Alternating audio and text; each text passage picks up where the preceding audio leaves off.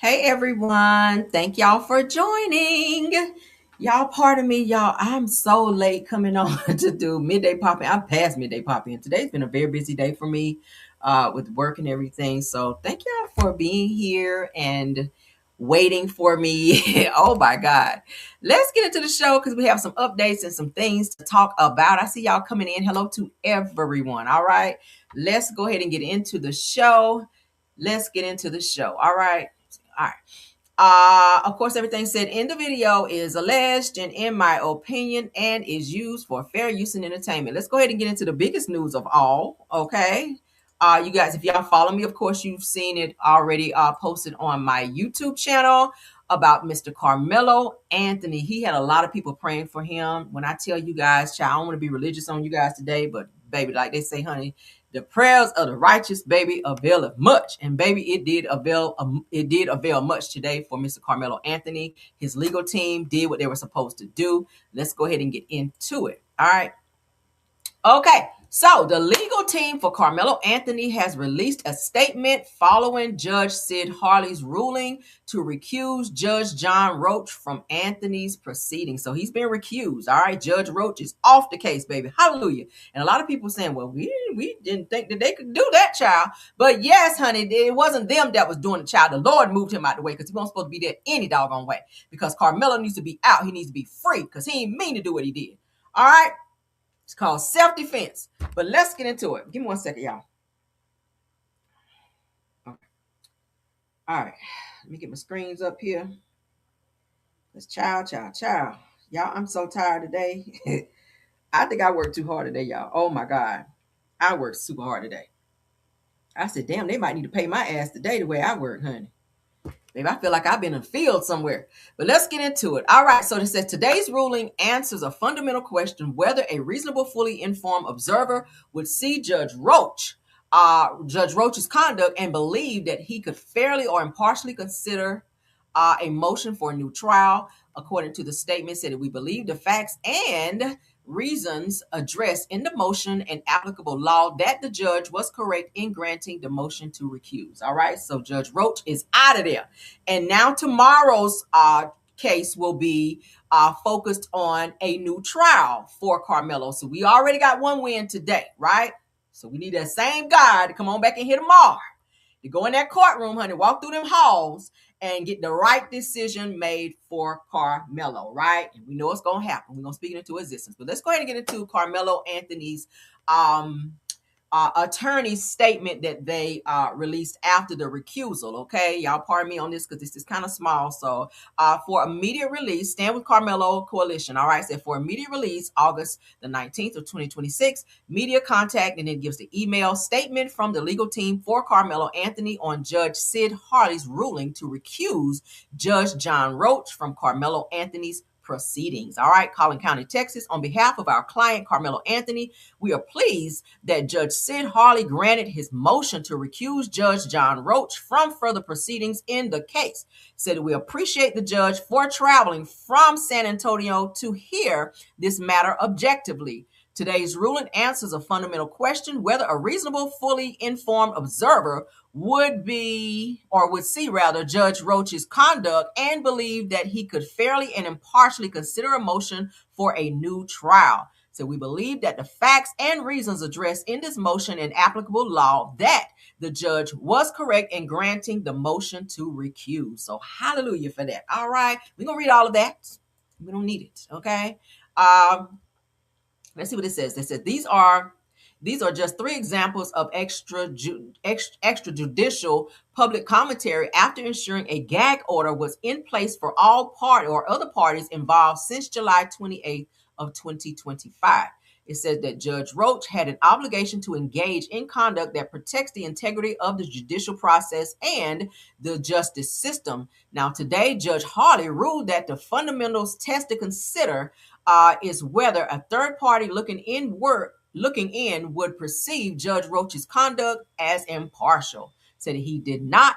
Therefore, he ruled in Karmelo's favor by recusing Judge Roach. Said we respect the court's ruling on the facts and look forward to presenting the merits of Karmelo's motion for the new trial to a fair and independent judge said, we are grateful for everything and who was there to support of righting this injustice. It says that we look forward to Karmelo's opportunity to present on motion for a new trial tomorrow before what we believe will be a neutral and impartial judge. Said that we will work to ensure Karmelo receive every protection and every measure of due process guaranteed to him under the Constitution of the United States and the laws of the state of Texas. Okay, and that's what we want. We just want it to be fair, right? So let's get into the news portion of this because I did pull that. All right, it's we're shocked that Judge Roach was removed. Well, bitch, he need to be removed. Okay, he should have been removed. Shouldn't have even been on there in the first doggone place. So let's get into it. It's on site. We're going to take a look at this. Texas judge who presided over Karmelo Anthony's case removed from overseeing his appeal. Let's get into it. Begin with breaking news in McKinney as Karmelo Anthony works to appeal his conviction and seeks a new trial. Within the past hour, the judge who presided over the murder trial has been removed from the case. Let's go straight to our JD Miles, who was inside the courtroom when that decision was announced. So, JD, what can you tell us? Well, Karen, from everyone I've spoken to in the legal community, they found this decision today very surprising. But as Judge Sid Harrell, the visiting judge, said himself when he made this ruling, this was far from a typical murder trial. The hearing lasted only an hour. The only evidence presented was 18 minutes of a raw interview that Judge John Roach did with a media outlet 2 days after the verdict in June. The defense tried to use that interview to show that the judge was biased by saying he agreed with the jury and other things. And in the end, the visiting judge agreed and granted the recusal. Now, earlier this morning, there were protests and there were demonstrations and chants outside the Collin County Courthouse. I was inside the courtroom where Karmelo Anthony appeared for the first time since the last day of his trial. He was in a dark green prison jumpsuit with shackles. He looked noticeably thinner. The judge allowed the defense to remove those shackles during the hearing.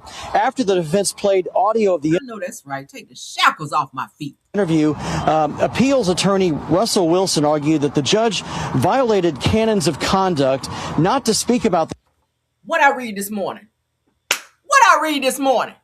Several canons of conduct. Didn't we read that this morning in Car Chronicles? I'm telling you, I'm on my shit over here. The case when a case is pending or there's an impending hearing, which in this case is the appeal. The visiting judge didn't agree with everything the defense said, but in his ruling, he said, quote, "In my opinion, there was a period where a motion for a new trial could be filed, and I believe Judge John Roach believes he can be fair in this matter. I believe he can be fair in this matter, but that's not the Begin with breaking news in McKinney as he cannot be fair and impartial. Okay. Think about it. 18 minutes of an interview that he did directly after the case with Karmelo is what got his ass hemmed up. Now, I believe that everything happens for a reason.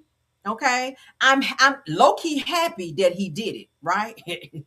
I'm low-key happy that he did that interview because had he not done that, they would not have a footing to stand on in terms of this recusal case. So thank God that Judge Roach did what he did, right?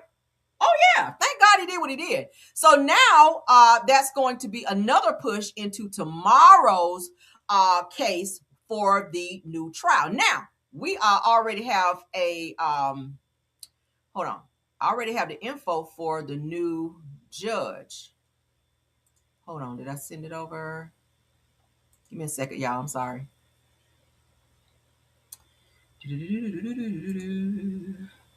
Hold on. Yeah, I did. All right. Yeah, we already know who the judge is going to be, honey, for this case here. Yes, God. We already got that. Let's get that pulled over. Because we own it, baby. We own it, doggone it. All right. We own it, doggone it. So this new judge, and I hear he's a good judge, and he's very much so impartial. He is very much so fair. So look at the Lord, honey. Let's go ahead and get into this. All right. He is a Caucasian persuasion, but he is fair. All right. He is fair. And I saw something too where Judge Roach was saying that all of his career, he's never been recused from a case. Like he was bragging on that. Well, bitch, now you can add that to your roster that you have been recused. You finally been recused. See, when you get to talking too much, All right, so a new judge has been assigned to preside over tomorrow's hearing on whether Karmelo Anthony will be granted a new trial. Mr. Michael B. Chitty will hear the motion, and he is a retired judge from Coffin County. All right. Now, Mr. Chitty is stepping in after Judge John Roach was removed from any and all further proceedings during a hearing held today. So shout out to Judge Chitty. All right. Now I did some reading up on him. He is very fair. All right. I didn't see anything negative about him. So I have all the hope in the world that tomorrow's trial will be it will move in the direction it needs to move into. All right. So Mr. Michael B. Chitty, we calling your name out today. That you do the right thing tomorrow, okay? Because we on a winning streak here, right? So Mr. Chitty, all right? Y'all keep Mr. Chitty's name in your mouth. All right. So let's move on. Mr. Chitty Bang Bang, you better get in there and bang tomorrow. All right, we're gonna have to go and cuss you on out tomorrow. Now, don't get in there on no bullshit. Don't get in there on it. All right, let's move along because Claressa Shields, honey, calls out her ops for linking up with Remy Ma, and she threw some shade towards Remy. So I feel another diss track coming. All right, in my spirit. Said that y'all teamed up with a washed up rapper. Now, when has Remy been washed up? Child, see, every time Remy Remy ain't said nothing about you, child. Here you go again. Now I be trying to give you the benefit of the doubt. The pick-me's and the side pieces done been getting mad at me because I've been calling you out. And here you go on the mess again. Shout out to my girl Shar, okay? Let's get into this. Let's get. Oh, you used to be cool. I don't know what happened. Play with me. Huh? And you're not about to play with me. That girl is a bum. Oh, Lord. She's a bum. She's a hater. And then look, you know you beating these bitches' ass when they all start teaming up. Them hoes is teaming up with a fucking rockstar rapper. Her, Amanda, trying to fucking be down. Like, y'all can't beat me one-on-one, so y'all gotta go team up and make it seem like y'all doing something. Y'all are some losers. Go and knock bitches out. Go and win. Go and sell. Oh, you used to be cool. I don't know what happened. Play with me. How you gonna call Remy a bum and she literally got songs that's charting and you don't? I mean, yeah, you a champion. You know, you're a boxing champion. You just won your little fight and whatnot. But Remy, she's good in her own right as well. You a boxer and you good. She's a rapper and she over there doing what she needs to do, being recognized and charting. I ain't seen none of your raps charting, right? So you can't be saying she's a bum. Remy takes care of herself. She ain't over there taking care of no man like you doing, right? She was doing it when she was with Papoose, when he was over there stealing her jewelry and pawning it and whatnot. So she got rid of her fuck nigga and released him to the streets, and you went out there and captured him. And now you taking care of him. So who's the bum? Girl, goodbye. Let's play it one more time. Huh? And you're not about to play with me. That girl is a bum. Oh, Lord. She's a bum. She's a hater. And then look, you know you beating these bitches' ass when they all start teaming up. Them hoes is teaming up with a fucking rockstar rapper. Her, Amanda, trying to fucking be down. Like, y'all can't beat me one-on-one, so y'all gotta go team up and make it seem like y'all doing something. Y'all are some losers. Go and knock bitches out. Go and win. Go and sell. Oh, you used to be cool. I don't know. Everyone want to be out here fighting like you, child. Anybody got to be out here knocking people out to be successful? She is so shallow-minded. I swear. I be trying to like you, Claressa, but every time I get to that cusp of trying to like you, you make me double back and be like, nah, I ain't gonna do it today. I'm like, nah, I'm good. I ain't about to fool with her because I already know what you be on. All right. Now I ran across this topic right here, okay, and I want to talk about it because this is the daughter of one of my favorite groups back in the day. Do you guys remember the group Color Me Bad? Okay, I wanna X you up. Y'all remember the song? I mean, they had a lot of hits back in the day. I was a huge fan of Color Me Bad, but I did not know that one of their members was doing all of this to his children and was living this type of lifestyle off the stage. Now, Kevin Thornton, one of the Color Me Bad bandmates, is being accused of religious abuse and exposes childhood sexual abuse. Sound like he might have been some type of cult or something. That's why you just never know what a person is doing outside of. Like you see a person on stage, you're like, oh my God, I love them. But then you just don't really know what they have going on behind closed doors. And this is a huge example of that. So daughter of Color Me Bad singer, we're going to get into what she had to say about what she had to endure growing up. And shout out to Golden Her Stories because that's what it originated from. But shout out to Tyrese because he reposted it. So let's get into what she had to say. I was shocked. Oh, shit. Let's share, okay? Let's share so y'all can see with me. Oh, y'all, I'm so tired. Y'all bear with me. I'm so tired. Oh, my God, today was rough. All right, let's go. There's absolutely no excuse for the things that he's done. What did your father do for work? He was in a R&B group called Color Me Bad, I Wanna Sex You Up. Very prominent in R&B. He apparently met my mother when she was 13. They're 7 years apart. She had my sister, Destiny, when she was 19. Tell me about your childhood. How would you describe it? Chaotic. We grew up in a very religious household, getting beat with the Bible to the point where we would have bruises on our bodies from him turning the Bible into our chest. People would come over to the house, people from the church or people they would meet. We would do an exorcism on them and watch so many crazy things. When my sister got abused by her baby's father, my dad blamed her. It's her fault because she chooses bad men. She did this to herself, was his exact words. Didn't help her, didn't come to see her. She was pregnant. One thing about my dad is he's a Catholic. We had this stick called the Rod of Correction. It had Bible verses on it and our names on it. And anytime, we get in trouble, like we would get beat with the Rod of Correction. So you guys remember the guy here from Color Me Bad from the group? This is him. I had no idea that this dude was into this type of craziness behind the scenes. Because that was from the Bible. Whose idea was that? My father's. And when I tell you those beatings, they loved those beatings.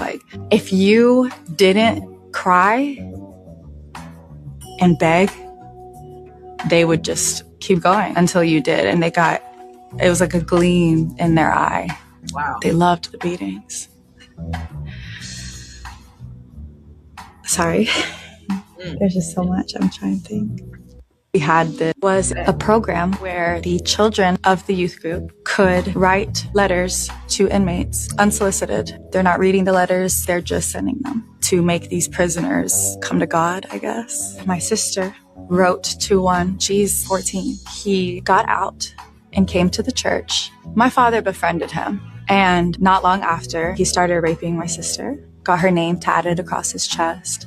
Y'all hearing this? My dad knows about that. He'll deny it to this day, but he knew about that and the videos.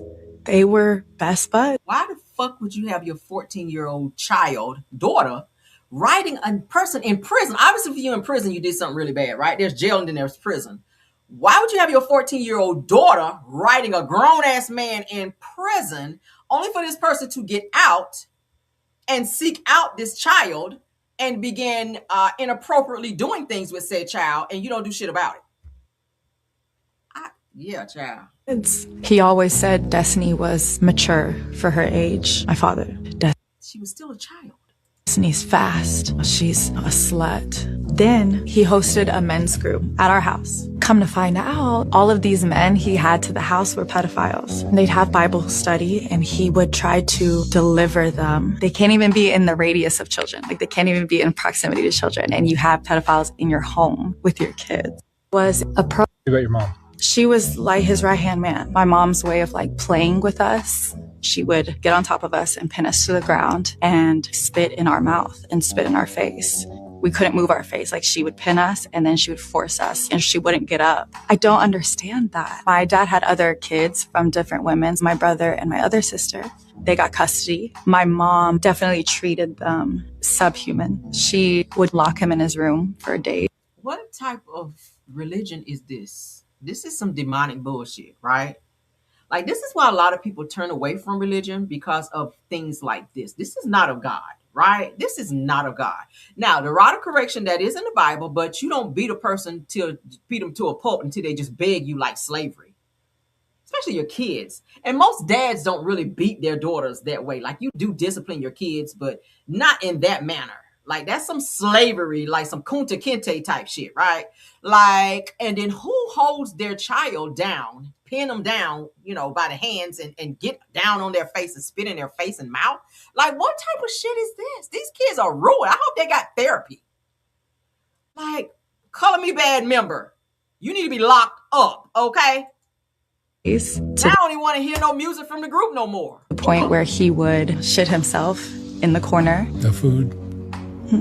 And then my sister Brianna, she would treat her like a slave. She made her run to school and then drove beside her, scream at her and yell at her the whole way to school. They took her everything. No door, mattress only, no sheets. They cut her hair. They gave her one outfit to wear, took her makeup, face wash, hair products, took everything. And they would let us know, you can't talk about what's happening, because my dad was the preacher. What about your mom? What age did the sexual stuff start for you? So it was when I was 15, but when I would get molested on the bus, I was honestly as early as I can remember. I was in 3rd grade or 2nd. 3rd grade is a baby. Who is messing with a child on the bus? The bus in 3rd grade. It would happen throughout my period of time there. I told the bus driver, and the bus driver told my parents, and that's when they didn't do anything about it, so it kept happening. And I just started being quiet about it and just let it happen. This is with who? All the kids on the bus, they would just force me in the corner and just touch me and kiss me. And, I didn't understand it, but I knew it was wrong. So I told my parents about it, and they didn't do anything about it. Understandably so. Now understanding my father's relationship with pedophiles, my father's relationship with my mother, if it walks like a duck and talks I am shocked. like a duck.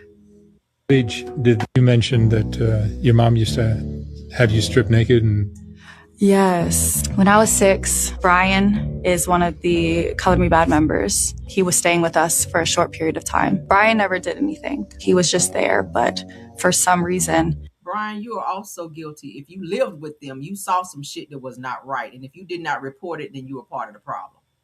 If you saw them being beaten with this stick, if you saw people being pinned down and spit on, if you saw inappropriate touching, etc., and you did not report that, I don't give a hot, boiling, fried hibachi damn if you was in the band, if that was your friend. You also become a part of the problem, okay, and a suspect, so to speak, because you saw something and did not protect said children, okay? They had me go into his room naked. They had me strip and walk into his room and just were laughing like it was funny. It's almost like your parents were offering you up to him. Yeah. At 6 years old. Yeah. Yeah, I guess. Your parents never got caught with any pedophile charges or anything like that? No. They're so good at making people believe that they are God. There are real cults out there to do this.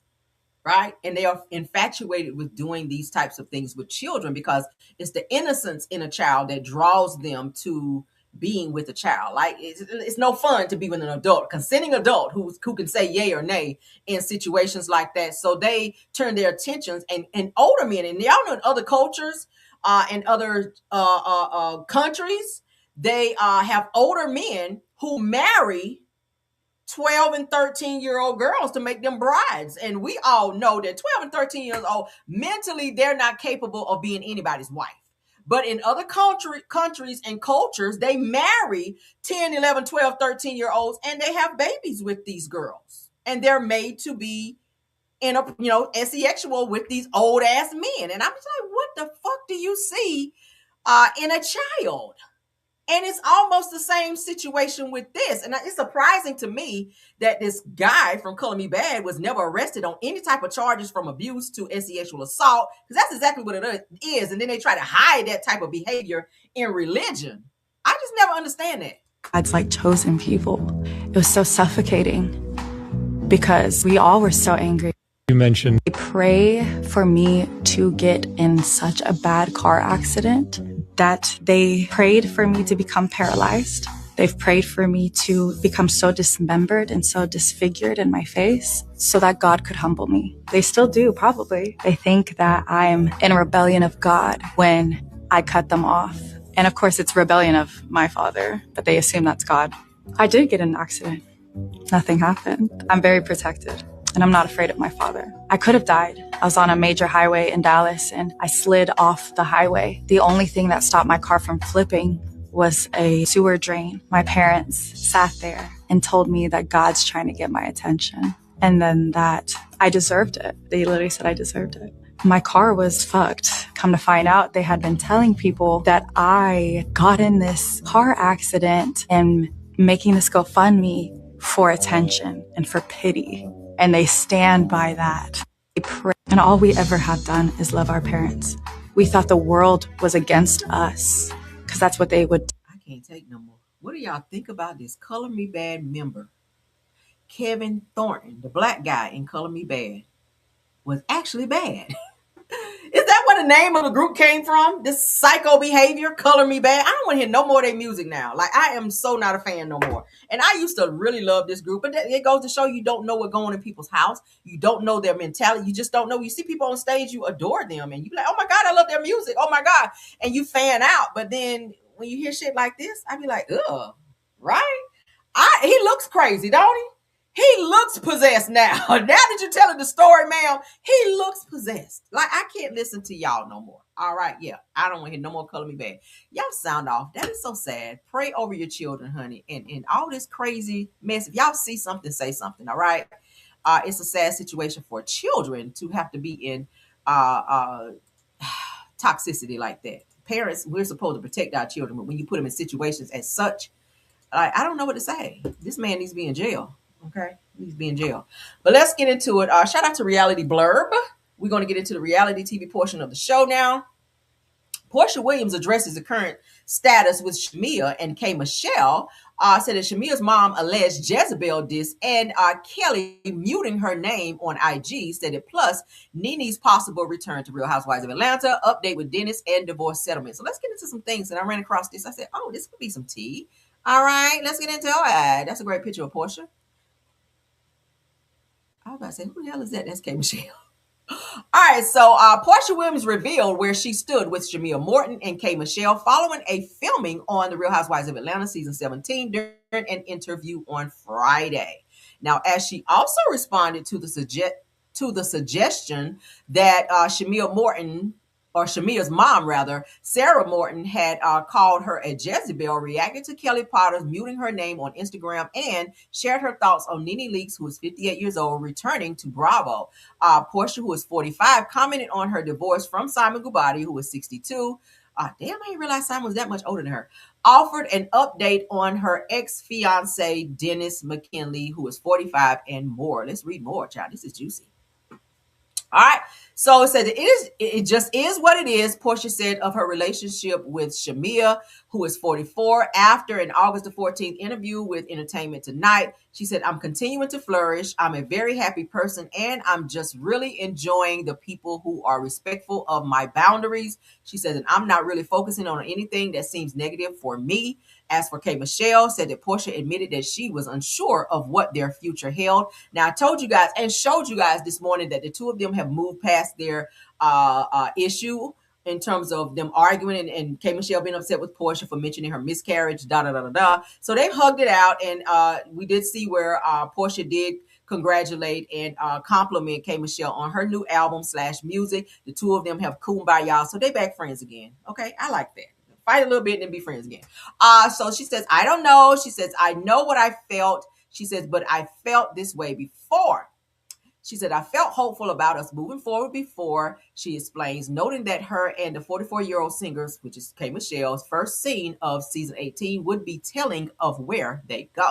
She said, I could see that she was coming to a realization of some things at the reunion. And I think that that's a really powerful person to be able to say, you know what?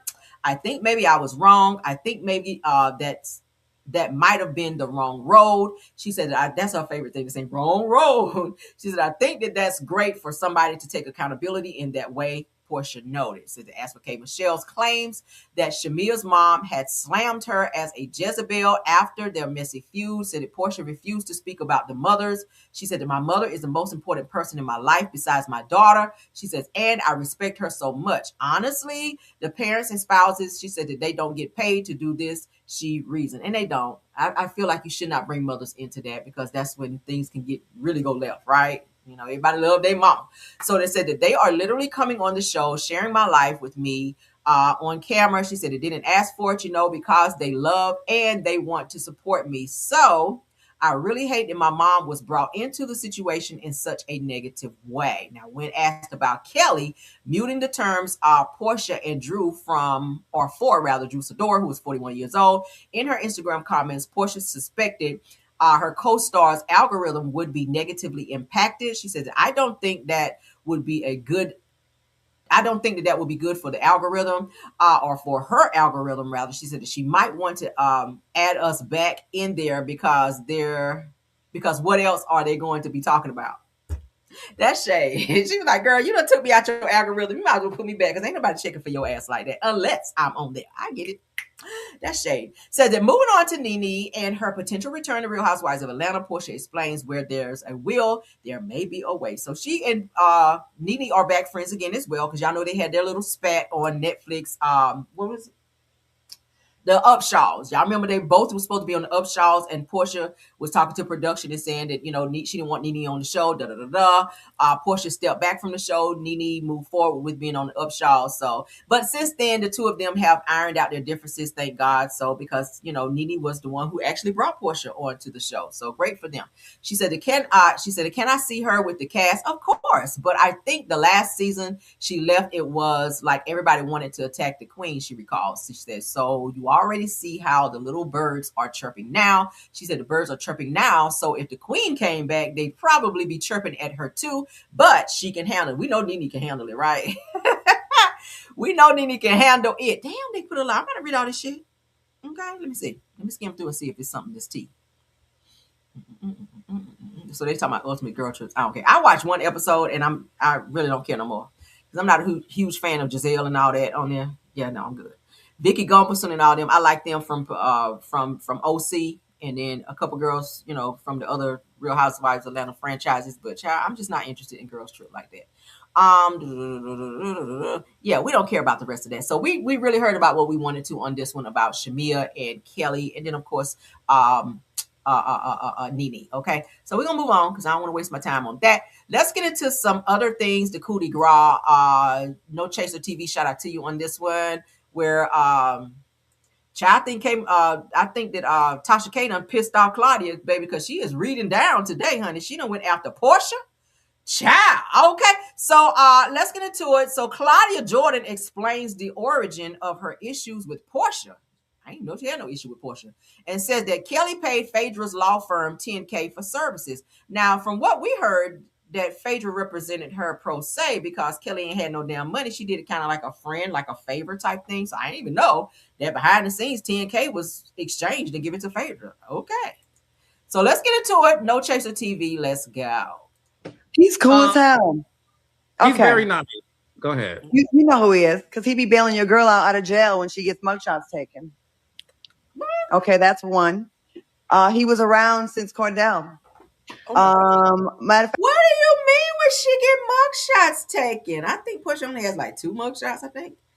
Oh my God. In fact, when I met Porsha, he invited me to lunch and to dinner, and I met her. She was a sweet girl, fresh out of getting out of the divorce. And I was introduced to her as she was his girlfriend. So imagine my surprise when we went out that night and his other rich friend comes and Porsha says, I need to get that. So that was my first issue with her because my friend I'm introduced to you as my friend's girl and you go behind his, to me, you're telling me you want to step on my boy. I'm looking at you crazy. And I've always looked at her sideways since then. So there's your origin story, ladies and gentlemen. I lost respect. Wow. If I meet just someone that Dustin's dating, right, and he introduced me to his man or whatever, and then in that same night when we're out, his man's see somebody else rich and it's oh, I'm gonna go get that. I'm not I'll look at you crazy now because how dare you tell me you about the shit on my person that I fuck with, that I'm friends with. Okay, that's number one. I get it. Number two, this is a guy that has had her back for a very long time and played the back for a very long time. He was around for a lot of the stuff. Go naked hair, investors, hooking up with people that cards me. I'm giving y'all everything tonight. Y'all can be mad at me all you want. I don't give a fuck because it's the truth, the whole truth, and nothing but the truth. And Tasha K, I blame you for this. Because Claudia was over here chilling out. She was not reading nobody down. She was not popping off on nobody. Tasha K, you done pissed Claudia off yesterday, going after her, talking about her being messing around with a married man. Now Porsha catching strays over Tasha K. Damn. Let's keep going, child. Lord. That reunion. If you think this is defamation and I'm lying, file a lawsuit. Okay? But you can't. Wow. So anyways, the guy he's had her back for a very long time. But, when she went and got married to Simon, all that, whatever, I think that maybe caused a little bit of a rift. And I don't know where they are right now, but there was a time where Kelly and him were kicking it because they called me one time and said hi. And that's, I don't even know why I'm looking surprised because they did say on the reunion that Kelly and Porsha did mess with the same guy. Like, damn, is there enough guys in Atlanta where they got to be double dipping like that? Porsha be getting around. Shit. So let's keep going. How I got introduced to her. The guy and Kelly called you. Yeah. And they said, what's up? And there was no shade. There was no talking about Porsha. Her name was not even mentioned. There was not. I will say this. He don't be out there like trashing Porsha like that. He wasn't. And I thought she was like cool. That he just said, what's up? She said, what's up? Whatever. Me and Kelly do not be talking all the time like that. It was a couple DMs. I didn't know y'all talked at all. This is the first I've heard. Like about what we say in the show. It wasn't no feeding her info, her feeding me info. It has been none of that. Except today, there was a little contact today where she told me a couple of things. She actually did pay Phaedra's law firm some money. So it wasn't all free. But she did say Phaedra did the work pro bono with the company. Oh, sorry. Was I supposed to say that? Anyways, she did give her 10 racks. Damn. So I like the truth to be out. Don't remind me never tell Claudia none of my damn business. Claudia just be slipping up telling shit, right? Was I supposed to say that? Damn, Claudia. Because I think when people be like, oh, you was broke and she did it for free for you, you should shut the fuck up. No. What else do you want to know about the guy? He's cool people.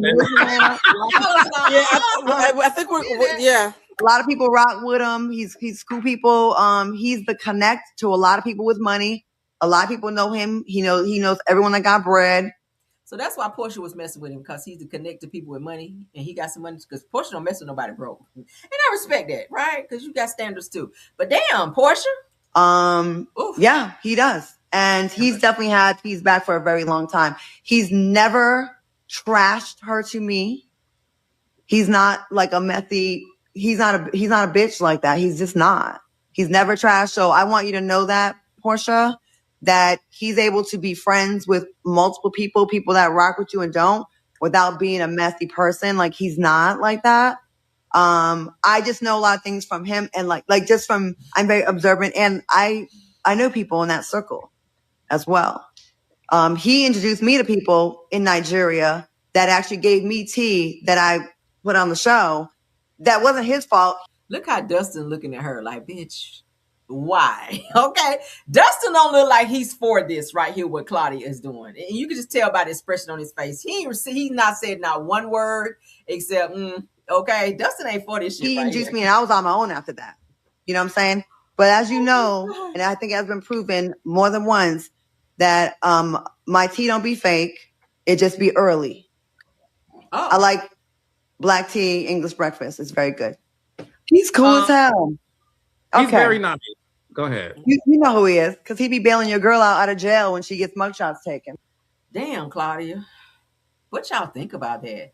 So Claudia Jordan Child shares how she lost respect for Porsha, and she also reveals that a conversation with Kelly Potter, I didn't even know they even had conversations, where she claims that Kelly told her that now Kelly told you that. I don't believe it. I'm going to have to see an invoice now, because Kelly be lying. All right, Kelly, do you even have $10,000, as much money as you owe everybody? Your ass already got a garnishment coming anyway. But anywho, so they're saying that she did pay Phaedra's law firm, T&K, for their services. So I don't know. I don't know. We'll have to see if they talk about that on part 3 of the reunion. Probably not. But yeah, let's keep going. And let's get into, while we're talking about Claudia, let's do it back to back, because she is reading Peter. And now I actually agree with what she's saying right here with this Peter situation. We've already talked about what I felt about Peter thinking that Cynthia should have bought his house while he was going in the pen. I already told y'all how I felt about the shit. But let's go ahead and get into it. Shout out to the Carlos King. So it said that reality. Hold on, no.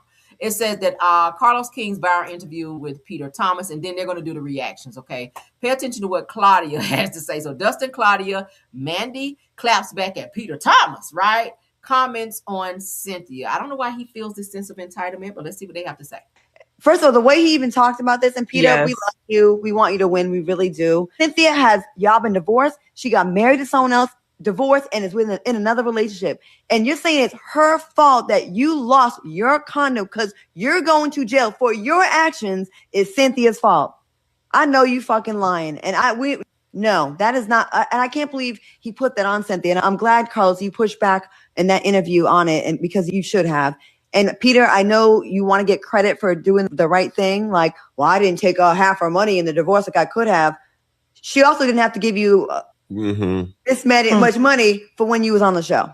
That was crazy to me. What's also crazy, and Claudia, I wanted to even pinpoint that, like when he was up in Charlotte with the new restaurant, and there were all these even rumors about him sleeping with the alleged employees. Yeah, even Cynthia never came out, and like Claudia said, and he was sleeping with waitresses, and this was during the time that he was said to have been with Cynthia, right? Yeah, he was been with Cynthia during that time, and he was going to Charlotte for bar one there, and it was said that the bar girls and waitresses was messing around with Peter. Yeah, I heard that too, honey. Bashed him for the demise of their marriage. So for him to even be like, we just did the podcast, we had lunch, for him to still have not gotten that backlash from her, for him to sit up in front of you and even make it seem like it was her fault is just like, oh, babe. And he said in the interview, I don't want to talk to Cynthia every day. Oh, you don't want to talk to me every day, but you want my money. You wanted me to buy you wanted my money to get you out of a bind. Okay, so here's the thing. Number one, Cynthia don't owe Peter shit. Boom. Full stop right there. Peter is Cynthia's ex-husband, twice removed. Thank you. Okay, and so she's not even thinking about this. Second of all, it is very audacious. It is very haughty and arrogant to assume that she is obligated to make a real estate purchase, to offer you security upon your release. And when you list out the options that she had, you can rent it out, you can Airbnb it, you can even sell it. I don't care. I just need you to buy it. You could have done all those same things as well. The same way you told that girl where the interview location was and to ride with you and sit on your lap and do an interview and talk to Carlos, you could have had her young ass managing that. Boom. She's young and able. She seems, has a sharp mind. Carlos. So she should have been able to run them spreadsheets and have a schedule and run your property and manage your businesses. That's not it's not Cynthia's. I love Dustin right here. Look at Carlos. Carlos, I don't feel like you dug in Peter's ass enough in that interview. Like you did kind of stop him a little bit when he was saying that Cynthia was obligated to take on to take on buying this damn house of his or this townhome. But I don't feel like you pressed him enough. Maybe because you scared of Peter. Peter is known to be up and fighting folk, right? He is Jamaican. He do have a little attitude about him, right? In the sense of entitlement. But Dustin, you talking right. Let's keep going. I love it. Responsibility to do anything for Peter Thomas. When I met Peter and was around Peter, was a great time, good energy, and he was doting and loving towards Cynthia. But post-divorce, Peter has shown himself to consistently overshare about their financial business. We didn't know Cynthia was giving him a percentage of her salary for all of those years until he shared that. He's always speaking negative. And I feel like he pressed her to do that. I don't feel that Cynthia would have done that on her own, given a portion of her salary from Real Housewives of Atlanta to Peter. Because Peter, nobody asked, well, maybe she did ask you to be on the show, but I don't feel like it was to the point to where you had to stop your job and all that. Because, bitch, you didn't have to be on that every scene, right? You pop in a few times, let everybody know she was dating you or whatever, to see you a couple times here and there. But you was trying to be like Nene said, stop being a bitch, all in women business. Like you were in scenes you didn't even have to be in. When the girls would be arguing, here come Peter getting screen time. Like, why are you here? You could be at work right now. So you getting a percentage from Cynthia from jumping in other people's business that you ain't supposed to be in? I feel like you was pimping the shit out of Cynthia. Low and high key. Let's keep going. About her in the press. He won't say she ain't shit, but he'll try to paint her with a brush to appear as that way, and it's not fair. First of all, the way he even talked about this, and Peter, we love you. We want you to win. We really do. Cynthia y'all been divorced. She got married to someone else. Divorce. And what y'all think? Dustin, you brought it home, okay? Everything Dustin said. Now, I don't know about the part where he said that he was a doting husband. Ain't nothing doting about Peter, right? You wrecked this woman's finances like from day one. I feel like Peter had ulterior motives getting with Cynthia. He saw a cash cow. He saw she was in a position to where she didn't really need his ass. And I feel like he knew that he can come in there and get a few coins from her. And he did walk away with thousands that he never paid back. So, yeah, Peter, you a bitch ass nigga. And I said it when I reviewed it before. And you still a bitch ass nigga. Okay, you are. Moving right along. Let's get into this part 3. clip from the reunion of Real Housewives of Atlanta that they shared. And then we're going to get into Martell. All right. We can get into him. And then we're going to get on up out of here. Child. I need to go lay down a little bit, y'all. When I tell you I'm tired as a dog, Jesus. I need to recharge. I need to be 12 or something. My God. They worked the brakes off me today, child. My God. All right, so let's get into it. Bravo TV. Let's go. It says posting this for the plot. So here's your first look inside part 3 of the Real Housewives of Atlanta reunion. Let's go. Oh, Lord. Welcome back to the Real Housewives of Atlanta reunion. Whether it was a rumor about lady parts or long toes, K. Michelle had us all scratching our heads and asking, who said that? That's never going to get old. Ever. Y'all can sit here and say you care about people when y'all be sitting there plotting, trying to do stuff to people. This girl stay crying like she had a funeral in every scene. I'd be like, Lord God. Who's plotting? You know who you are. You go around and tell everybody she knows black. I said it one time. Well, y'all are friends. I don't know that then. So what are you bothered by? Because I don't need no you going around here telling folks I that I'm wearing no nobody that, girl. What are you checking for? That vagina is clean. This one might be a little tense. You've been promoting synthetic hair over there on Buford Highway. That never sold. And then you over there is fighting for a home with a whole man in a basement. And you want to worry about what a man got to say about me if my vagina smell like a sardine or like a glazed candle. Not a glazed candle. This was my face every single. You over there fighting with a man in the basement. Hey, Michelle, confessional. Are you a confessional warrior? Yes, I was. Confessional I was that gangster. exactly. Confessional gangster. Emotional. Confessional gangster. Yes. Emotional. You're an emotional tweeter, too. Okay, emotional. Yes. You had social media in an uproar after revealing to the group that someone was plotting and planning against you. Can you explain what the plot and the plan were? Someone asked me, how do you know black? And I'm like, huh? I don't really know black at all. So is this black? Let me go look in my DMs. I'm like, oh, okay. He is talking to himself. Oh, yeah. I said to him, we did a play together. I said, hey, oh, thank you for coming. Whatever. Hey, handsome, thanks for coming. Okay. I immediately handed over that text message because I didn't want it on me. Before you ever mentioned him on camera DMing you. Okay. Yes. So as time goes on, it's around Atlanta that me and her are dating like the same man. So by the time we got to Dallas, and she say, your friend, why is it my friend? Because you thought that they had met or spoken. Yes. When you saw him on FaceTime, it seemed familiar. And when we saw that scene, you acted like... Drew, why you care like that if he's just your friend? You acting like he your boyfriend or something, the way you making faces over there and carrying on about this black dude with K. Michelle. You acting like that's your man. Like you knew him. Because even before I got there, that's why I had went in the DM when I was asked to know. Of course, I was going to sit there and look at him. Oh, Y'all not hiding nothing. I know, you know. Okay. I was very caught off guard when it was this whole fight almost between us. Okay. Because I never said anything about, you're married, you know? And like, first of all, that was I the wouldn't thing even think. too. And so were you. You just got divorced, Drew. Like it was like, okay, is this what we're going to do? I just don't want to do it. So I was, of course, I was trying to get ahead of it. Don't do that no more. Okay, so let's move. So now, regarding Porsha's comment relating to the oyster. Okay, yes. By you bringing it up, yes, you caused something that I know you did not probably want discussed to then be discussed. I felt as if it was going to be discussed anyway, and here I am again. Okay. Here I am. You're trying to get in front of it. Yeah, I'm coming in this. Okay. Y'all not gonna run one over on me.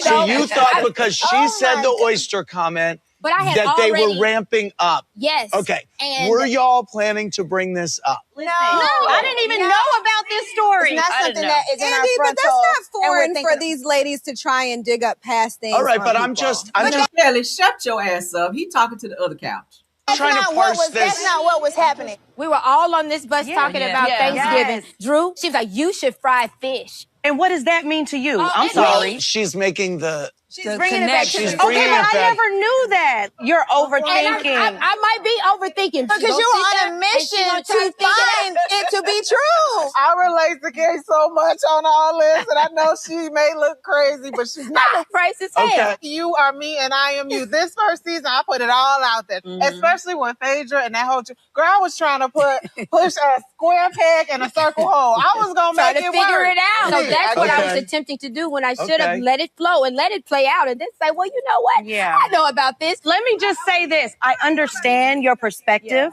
So I appreciate you for sharing it because it is scary. It's weird to me how K. Michelle is so off her game being on Real Housewives of Atlanta. I get it's a different breed of girls, but you're no stranger to reality TV. You've been on Love and Hip Hop, which is much more ratchet than this show right here. So you kind of know how production works. You know how things move. You know how the girls act. You were with ratchet girls on the show, girl. So coming over here with these girls who really don't play nice, you should have been well equipped. Like you really should have came in the door and kicked the damn door down and kind of knew how this shit worked and not be crying in every scene, walking away from scenes. Like, K. Michelle, you just were not yourself this season. Now, you are coming back next season. Hopefully, you learned some lessons from this season that you were on in terms of being, in your confessionals and saying crazy shit there when those things should have been said to the people when you were in said scene with them, right? So hopefully next season we'll get to see a better outlook with K. Michelle because this season, girl, you bombed. Being a part of this group, the people that will try to come into the sisterhood, infiltrate and place wedges. Yeah. So Porsha and K. Michelle, we discussed the thing with your ex. Could it be that this person also was either trying to get back at her? In time, 100%. She's saying today, he said I was still with him or sleeping with him. He was saying anywhere he around. did. That's He not, said that. that's not He said he had left your home. And He did all of that. So where do the two of you stand now, Porsha and Kay? Okay, so we'll have to wait to see what the answer is when part 3 of the reunion come back this Sunday, 8/7 Central on the Bravo network. Okay, so that's the new clip that they just dropped today. Now, I pulled a clip that I thought was very interesting that we're going to watch where Martell did an interview talking about his marriage. And something kind of stood out to me when they showed the new clip for, give me a second. I'm going to talk as I do this. When they showed the new clip for, Love and Marriage Huntsville. Okay, give me one sec, because it's something that I saw. Martell was very uncomfortable sitting there with Ariane, and when I went back and pulled this old clip that I saw, it really made sense to me. I think that Martell is only using Ariane because they can get a nice little bag, together on the show versus, and I'm gonna go ahead and play the reunion part. And we're gonna play what Martell had to say, just so you guys can see what I'm talking about. All right. Watch how he is when he's around Ariane. All right. Martell, you've been on the show long enough to not be camera shy. All right. Hell, you've been fighting and screaming and hollering all these seasons. So I don't know why he's so off-put when it comes to him being around Ariane or her sitting there or just her being on the show, period. Like, this is somebody that you had a whole child with and sent 2 babies to the sky with. At the end of the day, I didn't see why he was so very much so uncomfortable in this space. But let's get into it. I'm going to share so we can see it again. We've already watched it, but I want you guys to, I'm pointing out something because I want y'all to see this. And then let's hear what he had to say in this interview, because it makes sense to me now. Okay. We know he's using Ariane. All right, let's go.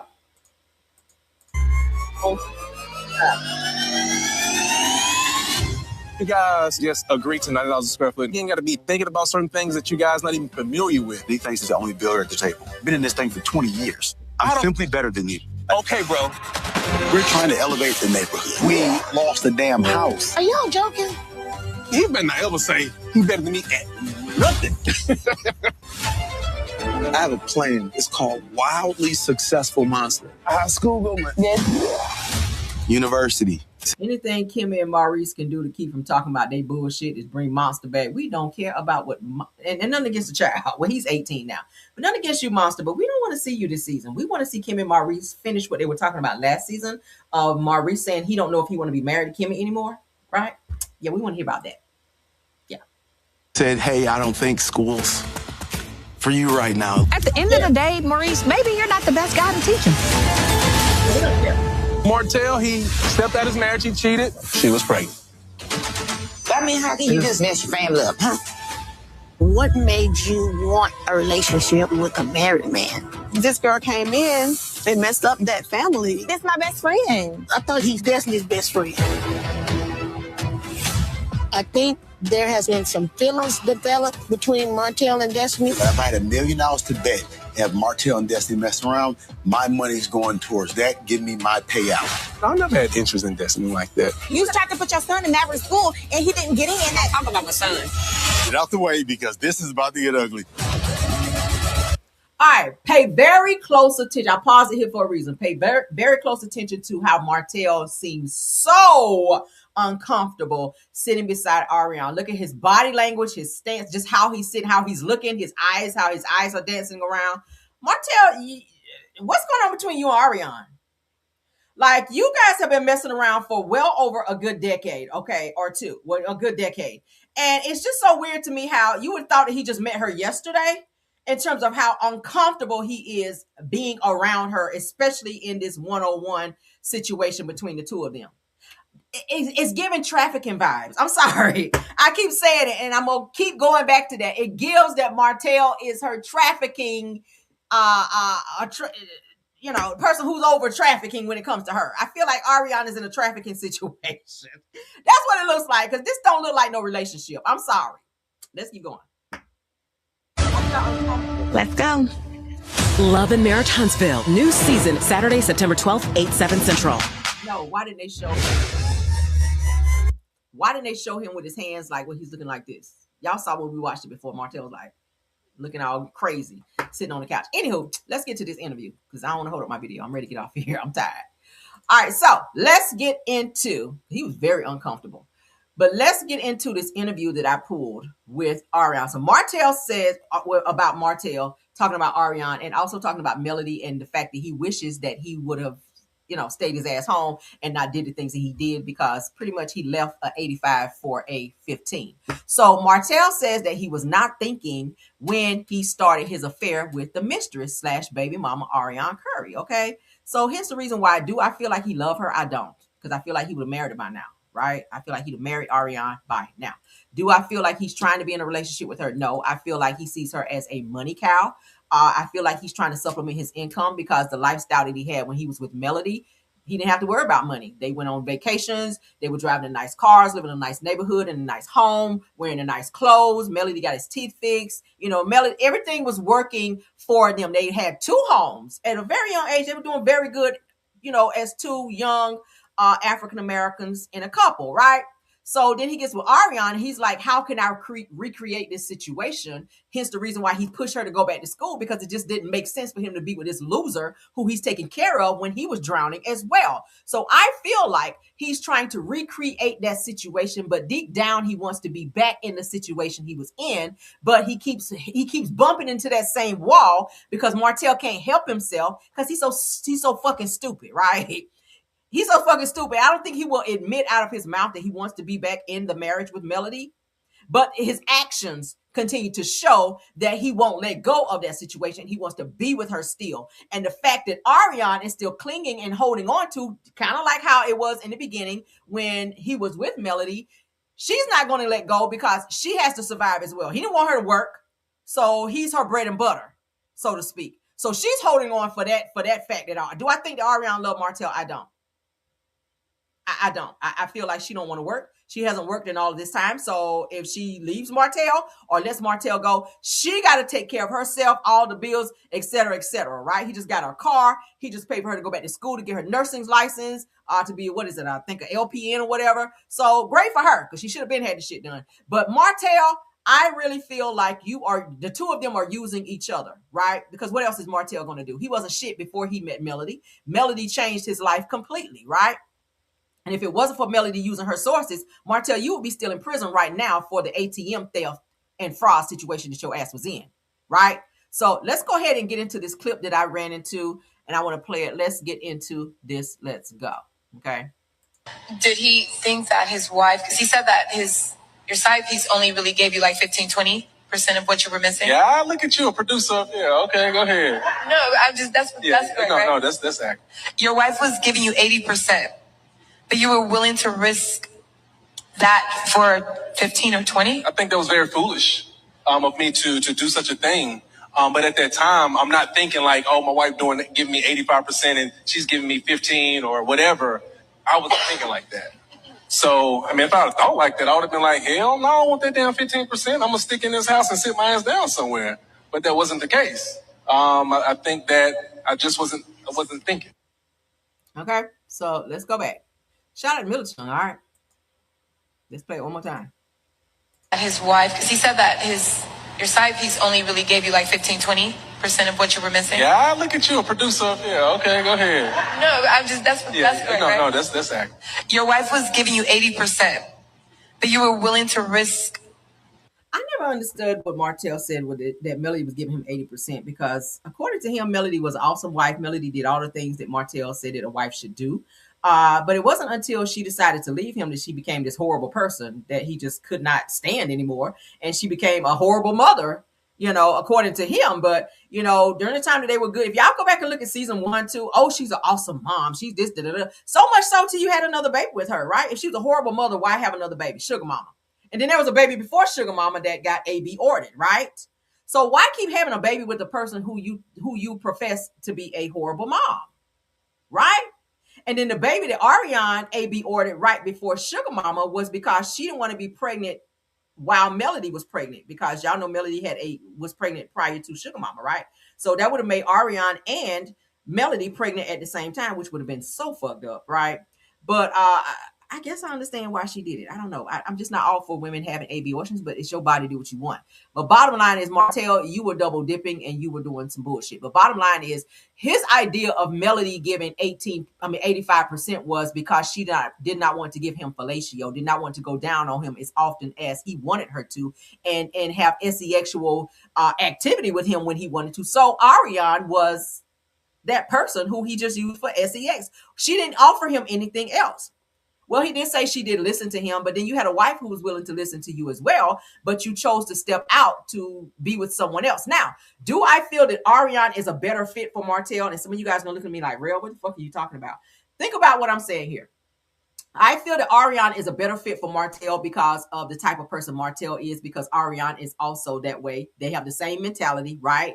Martell is much slower. I feel like that's who he should have been with. I feel like he was in constant competition when he was with Melody because she was on a different level mindset wise, right?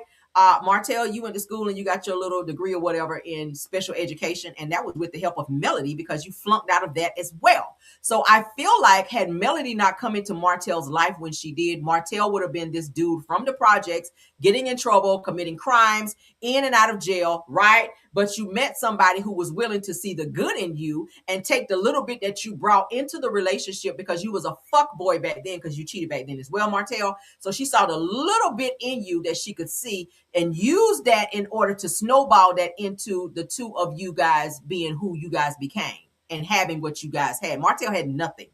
If y'all look at Martell's story, Martell didn't even have decent shoes to wear to school. He had to cut people's grass just to have decent shoes to avoid being picked at school. So to meet somebody like Melody in college, where she gave him money to finish his education and helped him get through school since he dropped out because he was failing, right? Like, she really changed your life. She spent her money to fix your teeth so you can look good to stand beside her. She, put you in clothes so that you can look, presentable. Like, everything about him really came from her. I'm gonna be honest with you. Probably her credit and everything. It would not surprise me if her credit got all the cars and the houses that they had as well. Because, like I said, Martell didn't have shit. But bottom line is, I feel like he chose Ariane because Ariane was more so his speed. He didn't have nothing to be jealous of with Ariane because he was doing all the giving, right? He was doing all the giving and she was doing all the receiving, but she paid him back in probably head and things that he wanted her to do. But it just gives trafficking vibes to me. It don't give relationship vibes. So I feel like he's bringing her on the show this season in terms of trying to pimp her and get a second check so that he don't have to work as hard, right? Because he did admit that he pays all of her bills. He pays all of her bills and takes care of her. So I feel like he's now making her, pay him back from all the things that he's done over a decade for her. Okay. Buying her braces and all the things, buying her car with the marital funds or whatnot. But let's finish this. I think that was very foolish. Go ahead. No, that's great, right? No, that's accurate. Your wife was giving you 80%, but you were willing to risk that for 15 or 20? I think that was very foolish of me to do such a thing. But at that time, I'm not thinking like, oh, my wife giving me 85% and she's giving me 15 or whatever. I wasn't thinking like that. So, I mean, if I had thought like that, I would have been like, hell no, I don't want that damn 15%. I'm going to stick in this house and sit my ass down somewhere. But that wasn't the case. I think that I wasn't thinking. So he's with Ariane. He wasn't thinking. If he had his way, he would be back with Melody to this day. I mean, shit, why is he still trolling her? Why is he harassing her? Why is he taking her in and out of court? Why is he doing all the things that he's doing, right? He wants to be back there. He misses that lifestyle. But what do y'all think? I wanted to play that clip because when I saw it, I was just like, child. But thank you all for being here. We're going to go ahead and end this video, all right? We're going to end this video because child, I need to get some rest, all right? I don't know if I'm going to pop back in later on because what is it, 7:30? Unless it's some breaking news. So I'll probably see you guys tomorrow for Car Chronicles. Please keep your notifications on. Shout out to my Top Flight Miles for doing an awesome job. Tiffany Thomas, Rose Armstead, and Truth TV Podcast. And thank you to all the content creators that joined this live. Thank you to all my Karmelians as well, okay? Says that he ain't even get his builder's license. Well, he does have them now, okay? To his defense, I hear Martell does have his builder's license finally now, okay? So, yeah, finally now he does have his builder's license. So it took him only 1,000 years to get the hose. I'm like, damn, it's open book, Martell. How you keep failing the open book test? At some point in time, you're going to run across the same damn questions, right? So how the hell you keep getting the same questions wrong?